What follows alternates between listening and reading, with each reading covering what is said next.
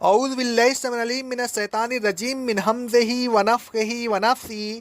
سورہ بقرہ کی آیت نمبر 230 میں اللہ رب العالمین کا ارشاد گرامی ہے، پھر اگر شوہر اپنی بیوی کو تیسری طلاق دے دے تو اب وہ بیوی اس شوہر کے لیے حلال نہیں، وہ نہ اس سے رجوع کر سکتا ہے اور نہ عدت گزرنے کے بعد نکاح کر سکتا ہے جب تک وہ کسی دوسرے شوہر سے نکاح نہ کرے۔ پھر اگر دوسرا شوہر طلاق دے دے تو اس عورت اور اس کے پہلے شوہر پر کوئی گناہ نہیں اگر وہ آپس میں رجوع کر لیں، یعنی آپس میں دوبارہ نکاح کر لیں، بشرطے کہ ان دونوں کو یقین ہو کہ وہ اللہ تبارک و تعالیٰ کی حدوں کو قائم رکھ سکیں گے، یعنی اللہ تبارک و تعالیٰ کی طرف سے مقرر کردہ حقوق ادا کر سکیں گے، کوئی کسی کی حق تلفی نہیں کرے گا۔ اور خبردار ہو جاؤ، یہ اللہ کی حدیں ہیں جن کو اللہ ان لوگوں کے لیے وضاحت کے ساتھ بیان کر رہا ہے جو علم و دانش سے بہرور ہیں، اس لیے کہ وہی ان حدوں کی حکمتوں کا صحیح اندازہ لگا سکتے ہیں۔ گزشتہ آیت میں اللہ تبارک و تعالیٰ نے شوہر کو ایک طلاق اور دو طلاقوں کے بعد رجوع کرنے کا حق دیا۔ اس آیت میں فرمایا فَإِن طَلَّقَهَا، پھر اگر وہ دو طلاقوں کے بعد تیسری طلاق بھی دے دیں تو اب وہ بیوی اس شوہر کے لیے حلال نہیں، نہ وہ رجوع کر سکتا ہے اور نہ نکاح کر سکتا ہے۔ حتیٰ تنکحو زوجہا غیرہ، یہاں تک کہ وہ عورت کسی دوسرے مرد سے نکاح کرے۔ فَإِن طَلَّقَهَا فَلَا جُنَاحَ عَلَيْهِمَا أَن يتراجعا، پھر اگر وہ طلاق دے دے تو یہ عورت اس کا پہلا شوہر دونوں ایک دوسرے سے رجوع کر سکتے ہیں اور دوبارہ نکاح کر سکتے ہیں، لیکن اس نکاح کی شرط یہ ہے کہ ان ظنا ان یقیما حدود اللہ، ان دونوں کو یقین ہو کہ وہ ایک دوسرے کے حقوق بحسن و خوبی ادا کر سکیں گے، معروف کے مطابق زندگی گزار سکیں گے اور اللہ تبارک و تعالیٰ کے مقرر کردہ حقوق کی خلاف ورزی نہیں کریں گے۔ اگر یہ یقین نہ ہو تو نکاح نہیں کرنا چاہیے تاکہ دوبارہ وہی ناخوشگواری صورت پیش نہ آئے جو پہلے پیش آئی تھی اور جس کے نتیجہ میں طلاق واقع ہوئی تھی۔ حضرت عائشہ صدیقہ طاہرہ مطہرہ رضی اللہ تعالیٰ عنہا فرماتی ہیں، صحیح بخاری اور صحیح مسلم کی حدیث ہے، ایک شخص نے اپنی بیوی کو طلاق دی، اس نے دوسرے شوہر سے نکاح کر لیا لیکن وہ شوہر حقوق زوجیت ادا کرنے کے قابل نہ تھا، وہ اس عورت سے محبت نہ کر سکا اور اس نے کچھ عرصہ بعد اسے طلاق دے دی۔ وہ عورت رسول اللہ صلی اللہ علیہ وسلم کے پاس آئی اور عرض کیا کہ اے اللہ کے رسول صلی اللہ علیہ وسلم، میرے شوہر نے مجھے طلاق دے دی، میں نے دوسرے شوہر سے نکاح کر لیا لیکن وہ حقوق زوجیت ادا کرنے کے قابل نہیں ہے، وہ ایک مرتبہ سے زیادہ مجھ سے خلوت نہ کر سکا اور میں بھی وہ صحبت نہ کر سکا، تو کیا میں اپنے پہلے شوہر کے لیے حلال ہو گئی؟ رسول اللہ صلی اللہ علیہ وسلم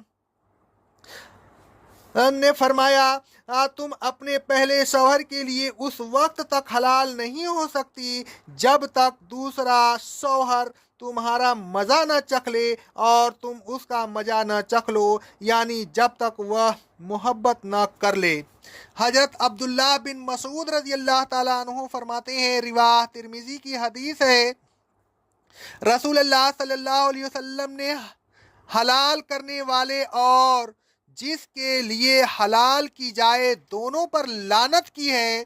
اس حدیث سے ثابت ہوا کہ جو شخص اپنی متعلقہ بیوی کا نکاح کسی دوسرے شخص سے اس لیے کرائے کہ وہ نکاح کر کے طلاق دے دے اور پھر وہ عورت اس کے لیے حلال ہو جائے تو نکاح کرنے والا اور نکاح کرانے والا दोनों मलऊन हैं।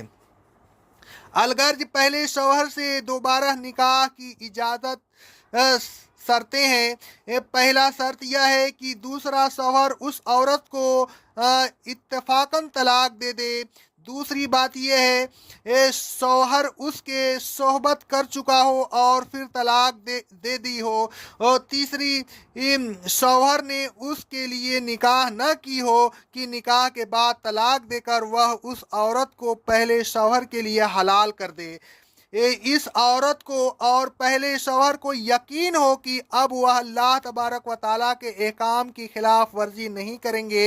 फिर अल्लाह तबारक व ताला ने फरमाया व तिल्क हुदूदुल्लाह यो बैनुहा लिकौमी यालमून, यह अल्लाह तबारक व ताला की हदें हैं जिनको वह अहले इल्म व दानिश के लिए वजाहत के साथ बयान फरमा रहा है, इसलिए कि वही उन अहदों के रमूज और हिकमतों को समझ सकते हैं। दूसरे शौहर से निकाह और सोहबत की शर्त लगाना उसमें तमाम मर्दों के लिए इबरत का सामान है। वह तलाक से महज इस ख्याल से बाज रहेंगे कि वह औरत से दोबारा निकाह न कर सकेंगे जब तक दूसरा शौहर उससे मोहब्बत न कर ले।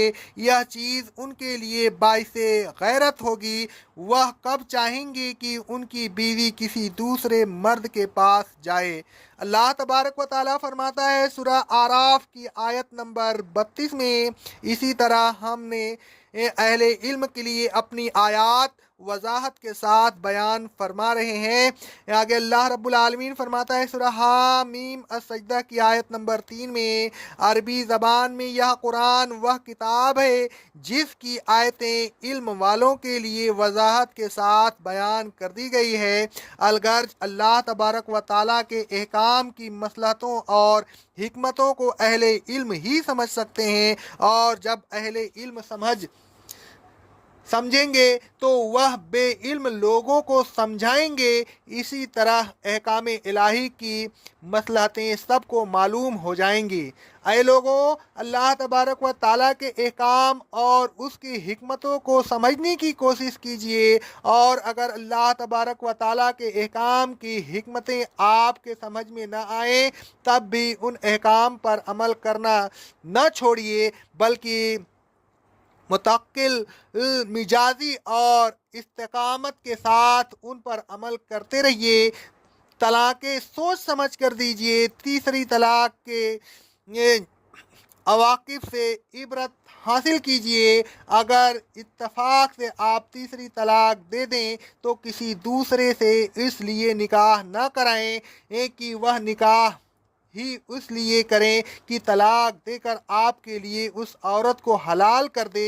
निकाह के वक्त अगर किसी मुआयना वक्त पर तलाक देने की नीयत हो तो वह निकाह नहीं होता। अल्लाह तबारक व ताला फरमाता है सूरह निसा की आयत नंबर 24 में, निकाह कराने वाले औरत को अपनी ज़ौजियत में कैद रखने की नीयत से निकाह करें, न कि शहूदत दानी के लिए। अक़ौलु क़ौली हाज़ा अस्तग़फ़िरुल्लाह अस्तग़फ़िरुल्लाह अस्तग़फ़िरुल्लाह।